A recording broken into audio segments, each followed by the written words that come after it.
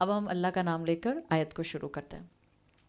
سورۃ العلق پہلی آیت، بسم اللہ الرحمن الرحیم، اقرأ بسم ربک الذی خلق، پڑھو اپنے رب کے نام کے ساتھ جس نے پیدا کیا۔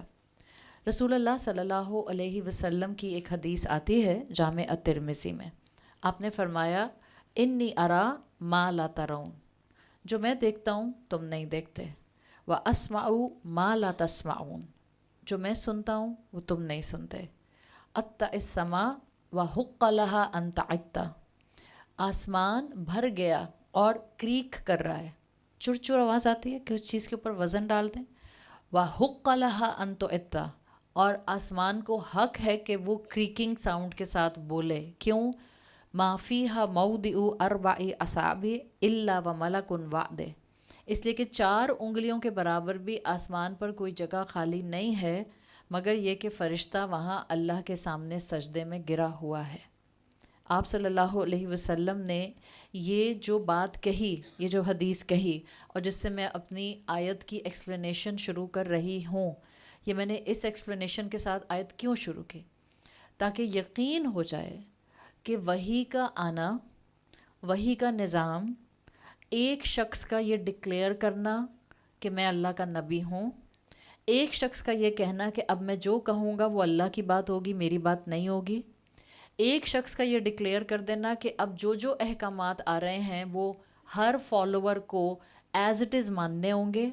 It wasn't easy for any follower of the prophet, یہ کبھی بھی آسان نہیں تھا، اس لیے کہ اس کے اگینسٹ کئی عقلی دلائل دینے والے موجود تھے، لیکن اللہ کے رسول صلی اللہ علیہ وسلم نے اپنی اس حدیث سے ہمیں کیا بتایا؟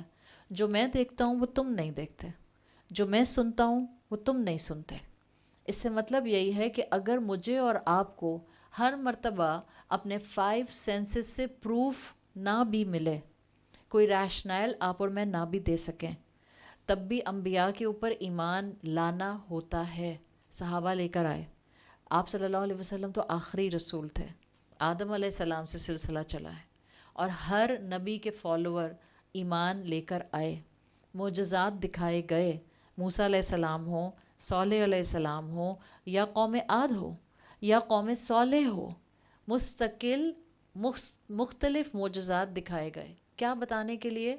کہ اللہ ایک انسان کو چن لیتا ہے اور پھر اس ایک انسان کو اللہ وہ تجربہ کراتا ہے جو تجربہ باقی لوگوں کو نہیں کرا رہا ہوتا۔ باقی لوگوں کا امتحان یہ ہوتا ہے کہ وہ اس انسان کے اوپر ایمان لے کر آ جائیں، یہ ہوتے تھے انبیاء۔ اب یہ دروازہ بند ہو گیا ہے، اب انبیاء نہیں آتے، لیکن ہمارے لیے آج کے دور میں انبیاء یعنی کہ رسول اللہ صلی اللہ علیہ وسلم کی تعلیمات کو ڈاؤٹ فل کر دیا گیا ہے، اور بہت سٹل انداز میں کیا جا رہا ہے۔ کچھ احادیث کو مان لو، کچھ احادیث کو چھوڑ دو، ساری احادیث کو انکار کر دو، صرف ان احادیث کو پکڑ لو جو قرآن سے ایز اٹ از ٹیلی کرتی ہیں۔ ریکنسائلیشن کرنے کی ضرورت نہیں ہے، ری میچنگ کرنے کی ضرورت نہیں ہے۔ آہستہ آہستہ نبی کا مقام کم کیا جا رہا ہے، بالکل جیسے کل ہم نے بات کی تھی، ایمان بالغیب کے اندر جب آپ اللہ پر ایمان لاتی ہیں بغیر اللہ کو دیکھے، it has much more weightage than the time جب اللہ کے بندے اللہ کو اپنی آنکھوں سے دیکھ لیں گے۔ فرشتہ سر کی آنکھوں سے نظر آ جائے تو فرشتے پر ایمان لانا تب بھی فائدہ مند ہے، لیکن آج فرشتے پر ایمان لانا یہ زیادہ فائدہ مند ہے۔ آج یقین کرنا کہ ہاں جب میں اللہ کا کلام پڑھ کے گھر سے نکلتی ہوں تو فرشتے میری حفاظت کرتے ہیں، چاہے ہمیں اپنے آس پاس کوئی فرشتہ نظر نہیں آتا، لیکن یہی توکل کی اصل شکل ہے۔ تو وحی کا آنا آپ صلی اللہ علیہ وسلم یا آپ سے پہلے انبیاء پر یہ عقلی طور پر کافی حد تک ثابت تھا۔ کتنے لوگ ہوتے ہیں جن کے 6 سینس بہت شارپ ہوتے ہیں؟ آپ نے سنے کبھی کسی لوگوں کی 6 سینس شارپ ہوتی ہے؟ 6 سینس بہت ریئر ہے، لیکن بہت لوگوں کی بڑی شارپ ہوتی ہے۔ اللہ جن کو دیتا ہے وہ بڑی شارپ 6 سینس کے ساتھ ہوتے ہیں۔ بعض اللہ کے ایسے لوگ ہوتے ہیں جن کو آپ ولی اللہ کہتے ہیں، اور حقیقتاً ہوتے ہیں ولی اللہ، وہ نہیں وہ جو بالکل ایک ایکسٹرا آرڈنری کام کرتے ہیں فزیکل لاء سے اوپر جا کے، ان کی بات نہیں میں کر رہی۔ اللہ تعالیٰ اسلام میں ولی اللہ ان کو کہتا ہے کہ بعض اللہ کے ایسے پسندیدہ لوگ ہوتے ہیں کہ جن کے اندر یہ کوالٹی ہوتی ہے کہ وہ جو دعا مانگتے ہیں قبول ہوتی ہے، مگر وہ کبھی کسی کو یہ بات بتاتے نہیں ہیں۔ اصل ولی اللہ وہی ہوتے ہیں، اصل ولی اللہ وہ نہیں ہوتے جو بورڈ لگا کے بیٹھ جاتے ہیں، آئیں ہم سے دعا کرائیں، ہم جو دعا مانگتے ہیں وہ قبول ہوتی ہے، دی ولی اللہ نہیں۔ ولی اللہ رسول اللہ صلی اللہ علیہ وسلم کے دور میں بھی ہوتے تھے، صحابہ کے دور میں بھی ہوتے تھے۔ ایون اب اگر آپ سیرت صحابہ پڑھیں تو بعض جنگوں سے پہلے حضرت عمر رضی اللہ عنہ خاص صحابہ کو ڈھونڈا کرتے تھے اور جنگ شروع نہیں کرتے تھے جب تک کہ ان سے کہہ نہیں دیتے تھے کہ آپ دعا کریں کہ اللہ مسلمانوں کو فتح نصیب فرمائے۔ اللہ کے نیک بندے ہمیشہ سے ہوتے ہیں جن کی سکس سینس شارپ ہوتی ہے۔ آپ کا بھی ایمان ہوتا ہے، آپ کے خاندان میں کئی ایسے بزرگ گزرے ہوں گے جن کو آپ نے ایکسپیرینس کیا ہوگا۔ تو اللہ کے جو نبی ہوتے ہیں ان کو اللہ کچھ ایکسٹرا تجربہ کرا دے۔ آپ اور میں جو ہم لیبارٹریز میں نہیں بیٹھے ہوتے، ہم نے کبھی مثال کے طور پر کسی سیل کا ڈویژن ہوتے ہوئے اپنی آنکھوں سے نہیں دیکھا، تو ہمارے لیے اس تجربے کو ڈیفائن کرنا امپاسبل ہے۔ لیکن اگر آپ سائنٹسٹ ہیں اور آپ الیکٹرانک مائکروسکوپ کے نیچے سیل ڈویژن کو ریڈ کر سکتے ہیں، تو جو آپ نے تجربہ کیا ہے اب وہ باہر آ کے آپ کیسے بتائیں گی؟ آپ کا یقین اس کو ڈسکرائب کرے گا۔ رسول اللہ صلی اللہ علیہ وسلم کا یہ کہنا کہ جو میں دیکھتا ہوں وہ تم نہیں دیکھتے، اصل میں یہ گواہی تھی کہ اللہ نے رسول اللہ صلی اللہ علیہ وسلم کو چن لیا ہے، اور اللہ کا پیغام اللہ کے رسول صلی اللہ علیہ وسلم تک کلیم اللہ من الملائکہ کے ذریعے آیا ہے۔ کلیم اللہ من الملائکہ کون تھے؟ جبرائیل۔ اور کلیم اللہ من الرسل موسیٰ علیہ السلام، جن سے اللہ تعالیٰ ڈائریکٹ کلام کیا کرتے تھے۔ تو یہ فرشتے جو کہ مقسمات الامری میں سے ایک ہیں۔ مقسمات الامری کی ٹرم سنی؟ نہیں سنی؟ قرآن پڑھتا ہے؟ قرآن میں آتے ہیں مقسمات الامری۔ 4 فرشتے ہیں جو مقسمات الامری میں آتے ہیں۔ ان میں ٹاپ پر ہیں جبرائیل علیہ السلام۔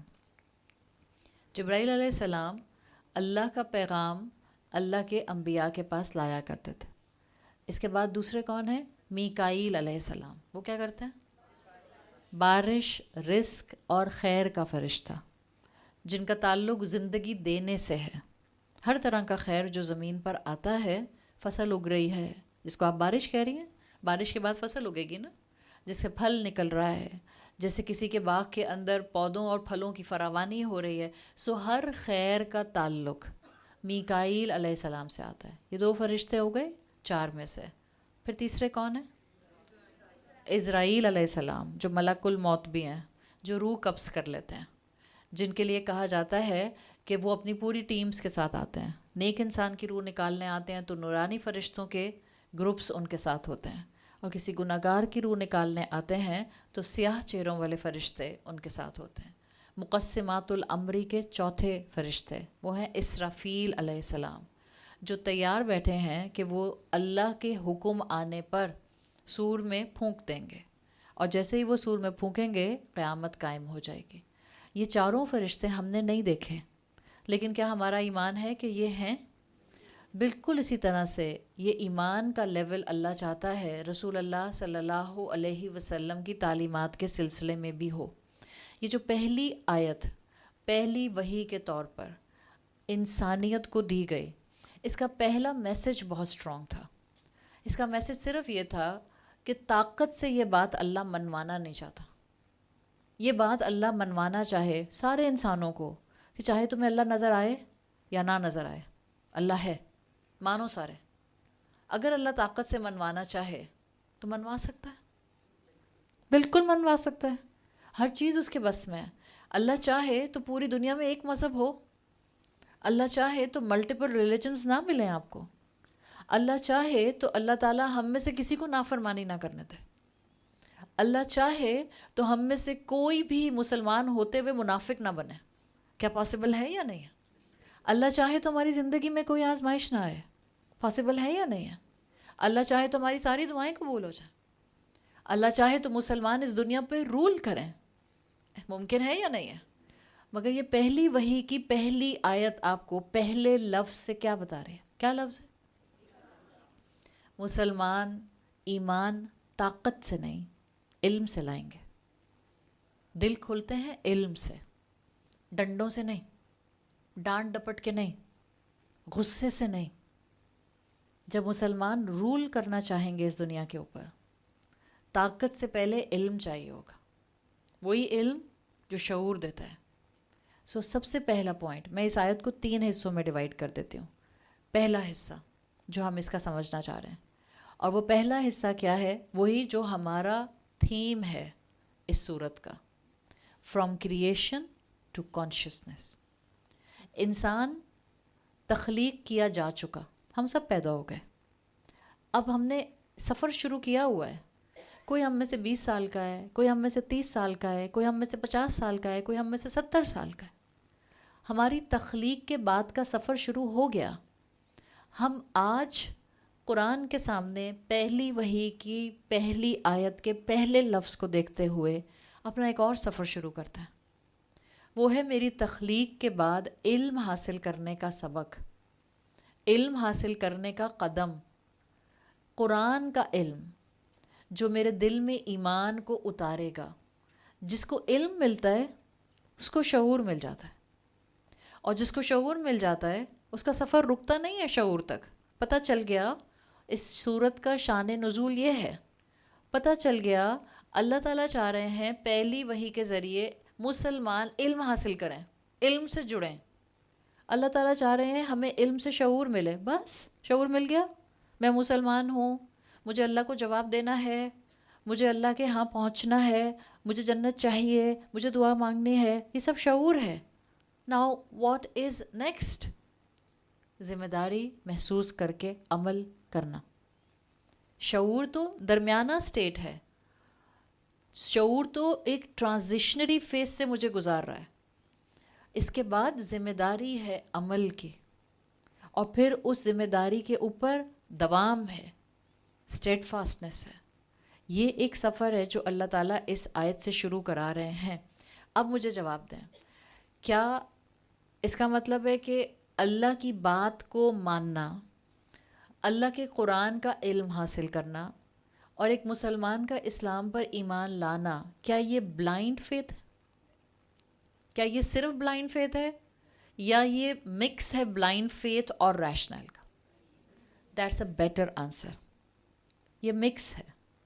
دیکھیں، ہر وہ انسان اپنی حقیقت سے غافل ہے جو اپنے کریٹر سے واقف نہیں ہے.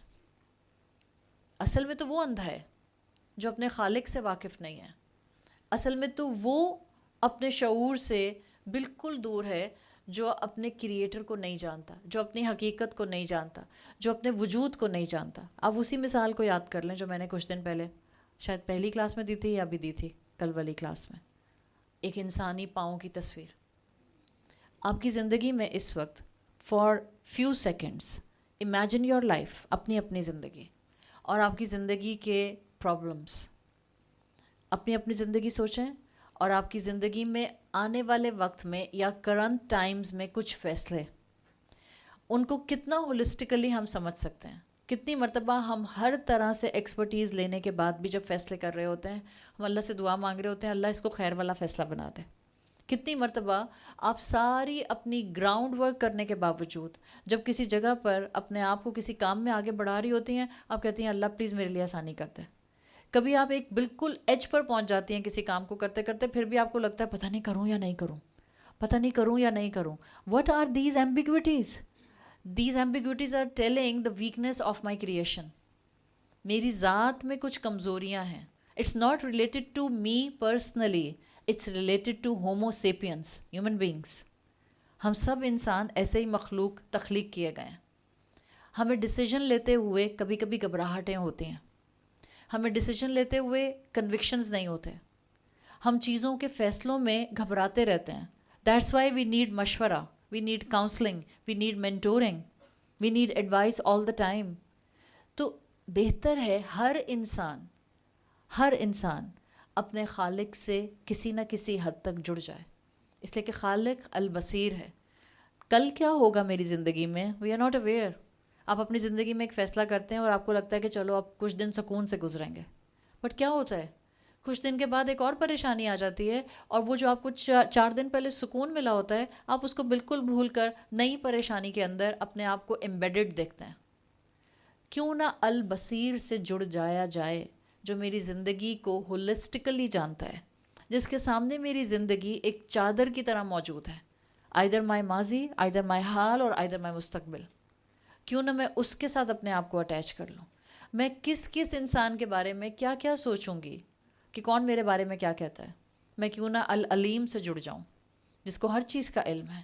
کیوں نہ میں اس کے ساتھ اپنا معاملہ جو ہے وہ استوار کر لوں. یہ وہ پوائنٹس ہیں جس کو سائنس کے پروف سے پہلے ایک مومن اپنا لیتا ہے علم کے ذریعے. علم ایمان دیتا ہے، ایمان شعور دیتا ہے، اور شعور عمل کی طاقت دیتا ہے. 16 سال پہلے آج سے 16 ایئرز بیفور ناسا کی ریسرچ آئی تھی. آج بھی جا کر گوگل کر لیں گے تو آپ کو مل جائے گی. ناسا نے کائنات کی یونیورس کی آواز ریکارڈ کی تھی. آپ میں سے بہت سے لوگوں نے سنی ہوگی. 16 سال ہو گئے ہیں اس بات کو، 16 ایئرس. اور انہوں نے وہ جو آواز ریکارڈ کی تھی اس میں انہوں نے آواز ریکارڈ کر کے دنیا کو بھی سنائی پوری. سنی ہے آپ میں سے کسی نے؟ اب جا کر گوگل پر سرچ یا یوٹیوب پر سرچ کیا جائے گا ناسا یونیورس وائس یا یونیورس ساؤنڈ، کچھ ایسا ہوگا. تو بہت پرانی بات کر رہی ہوں. انہی سائنٹسٹ میں سے ایک کا انالیسس پورا آیا تھا ریسرچ پیپر. اس میں اس نے اس آواز کو سن کر کہا تھا ایسے لگ رہا ہے جیسے بلینز اینڈ بلینز انسان جو ہیں وہ ایک ساتھ چینٹنگ کر رہے ہیں. آواز سنیں آپ وہ جا کے. بلین اور بلین انسان تو اوپر نہیں ہے آسمان پہ. کون ہے؟ فرشتے. اب بھی ایمان نہیں لائیں گے. اللہ کہہ رہا ہے میرے رسول پر ایمان لے آؤ. کیا ہوا تھا موسیٰ علیہ السلام کی قوم کے ساتھ؟ جب موسیٰ علیہ السلام اپنی بنی اسرائیلی کی قوم کو پانی کے سامنے لا کر اس واٹر ویسل کے سامنے لا کر کھڑا کرتے ہیں اور وہ کہتے ہیں پیچھے سے فوج آ رہی ہے، سامنے سمندر ہے، موسیٰ تم نے کہاں لا کر ہم کو مروایا؟ ٹرسٹ نہیں تھا نا موسیٰ پہ. موسیٰ علیہ السلام نے کیا کہا تھا؟ میرا رب مجھے ان قریب گائیڈنس دے گا. بلائنڈ ٹرسٹ تھا. کیا موسیٰ علیہ السلام کو معلوم تھا راستہ بن جائے گا؟ نہیں معلوم تھا. ابراہیم علیہ السلام کو آگ میں پھینکا جا رہا تھا تو ابراہیم علیہ السلام کو معلوم تھا کہ آگ ٹھنڈی ہو جائے گی؟ نہیں معلوم تھا. یونس علیہ السلام بھی مچھلی کے پیٹ میں چلے گئے تھے اور اللہ سے مدد مانگ رہے تھے، تو کیا ان کو یقین تھا کہ مچھلی ان کو باہر پھینک دے گی اینڈ ہی ول سروائیو؟ نہیں معلوم تھا. But total trust, a blind faith is required. یاد رکھیں اللہ کے ہر حکم پر آپ کو اور مجھے عمل کی دلیل، ریشنل لاجک نہیں ملے گی. ہم ویٹ کرتے رہیں گے. لاجک ملے گی تو عمل کروں گی، بات کلک کرے گی تو عمل کروں گی، سمجھ آئے گا تو عقل میں آئے گا تو عمل کروں گی. یا کسی حد تک بلائنڈ فیتھ بھی ہوگا. کیا صحابہ کو معلوم تھا؟ کیا حضرت ختیجہ رضی اللہ عنہا کو معلوم تھا اسلام اتنا فلرش کرے گا؟ کیا حضرت ختیجہ نے اسلام کی گلوری دیکھی؟ نہیں. بہت ٹف ٹائم تھا اسلام کا جب ان کا انتقال ہو گیا تھا. وہ بائیکاٹ پر تھے مسلمان. جب مسلمانوں کے پاس کھانے کے لیے کچھ بھی نہیں تھا، گھاس کو بوائل کر کے اور لیدر کو بوائل کر کے اس کا پانی پیا کرتے تھے. There was nothing to eat for 3 years. It was a severe social boycott, economic boycott. حضرت ختیجہ کا وصال ہو جاتا ہے انہی دنوں میں، اور حضرت ختیجہ نے اسلام کی گلوری نہیں دیکھی. تو کیا حضرت ختیجہ نے رسول اللہ صلی اللہ علیہ وسلم پر ایمان کا دعویٰ نہیں کیا تھا؟ She was the first woman to accept Islam. سب سے پہلے ایمان لے کر آئی تھیں. Total blind faith. کیا ہمیں شک ہے کہ ہمارے ہاتھوں میں قرآن نہیں ہے؟ کیا ہمیں شک ہے کہ یہ ایڈیٹڈ ورژن ہے؟ کیا ہمیں شک ہے کہ یہ پرزروڈ نہیں ہے؟ کیا ہمیں شک ہے کہ یہ آسمانوں سے نہیں آیا؟ کیا ہم نہیں مانتے کہ یہ لوح محفوظ کی ہی ایک کاپی ہے؟ اگر تو ہمیں ڈاؤٹس ہیں تب تو سمجھ آتی ہے. ادروائز رمضان گزر رہے ہیں اور روزوں پر روزے ہم رکھ رہے ہیں. قرآن کے ترجمے ہم ہر سال پڑھ رہے ہیں. تراویحاں پڑھ رہے ہیں. قرآن کی تلاوت پر ہم مصحف کے مصحف مکمل کر رہے ہیں. اقرا.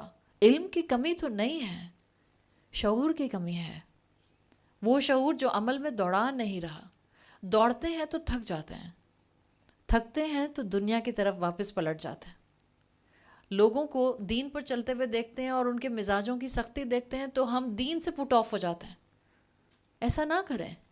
اگر ایک طرف مسلمان علم میں آگے بڑھ رہے ہیں اور دین کو چھوڑے ہوئے ہیں، اور دوسری طرف مسلمان دین کے علم کو سمجھتے ہیں لیکن اخلاق کو چھوڑے ہوئے ہیں، ہم ان دونوں کے اچھے پارٹ کو نہیں اٹھا سکتے. ایک کے علم کو اٹھائیں، دنیاوی علم، اور ایک کے ریلیجس علم کو اٹھاتے ہوئے اس کے اخلاق کو بھی اٹھا لیں. That's the balance we need. Iqra آپ کو شعور کی طرف پش کر رہا ہے، بالکل جیسے رسول اللہ صلی اللہ علیہ وسلم کو پش کیا گیا تھا جبرائیل علیہ السلام کے تھرو. ہی ہیز ٹو سے اقرا. بالکل اسی طرح سے آئی ہیو ٹو انٹرنلائز دس شعور ود ان مائی سیلف. اللہ ہمیں شعور کی یہ طاقت، شعور کی یہ انرجی اور شعور کا یہ احساس دے دے کہ ہم اپنی زندگی میں اپنے مسلمان ہونے کی ذمہ داری کو بہترین طریقے سے نبھا سکیں.